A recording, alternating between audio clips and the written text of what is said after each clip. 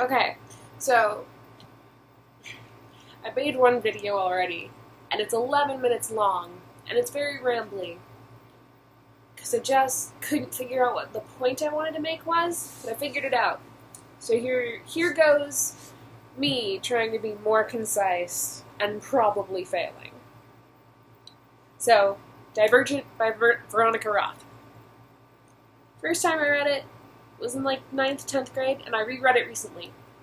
And I haven't reread the second two books yet, but when I was in the 9th grade / 10th grade, I can't remember when I started the series, I read the first book, then the second book, and then the third book, and about halfway through I stopped because I wasn't enjoying it anymore, because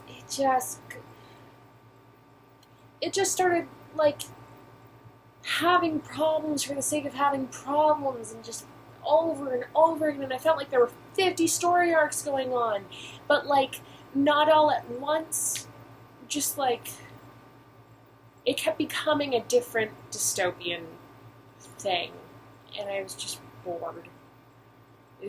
It stopped being interesting after a while, because I feel like the first book is very different from the other two. At least it starts off really differently, because it starts with Triss, and Triss, when she was becoming herself, was the most interesting part of the series. It was a great hook. The rest of it really wasn't a great follow. What was interesting about the first book and about Triss was that it wasn't that it was in a dystopian society, and it wasn't the romance with Four. Like, that was nice. It was good. It was very romantic. Not really. It wasn't that romantic. But what was interesting was her, and her whole deal being self-discovery, and how do I live with my identity in this society, and, like, living in a society that says you have these boxes that you have to fill, and you can't be anything else except for these things. But she wasn't. She was so much more than just brave, and she was so much more than just selfless, and she had the capability to be all these other things. And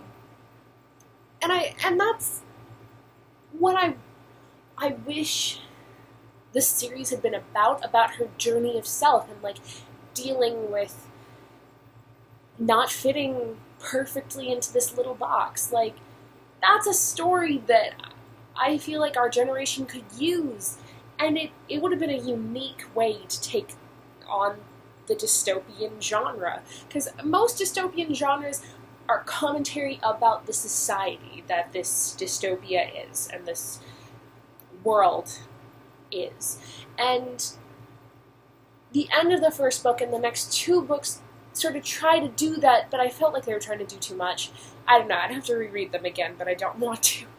I mean, I guess that's the point of dystopian literature, to be like, here's a look at this society, and, you know, our society isn't too different from that. And that's good and important to be able to be like, I need to be critical of the way we look at our world. But I felt like the first book had good potential to talk about identity and, like, a discovery of self, and being like, if you're not one thing, that's okay. You can have a life and be amazing and survive. And I felt like that would have been such an interesting and important story to tell. But instead it became a commentary on the society it was in. And I feel like it could have maybe in a way have that commentary on society, but it would have been a better series if they had just focused on the issue of identity and being able to be truly yourself in a society that says you can only be a part of who you are. Yeah. That was way more concise than my other video. Do I have anything else to say about Divergent?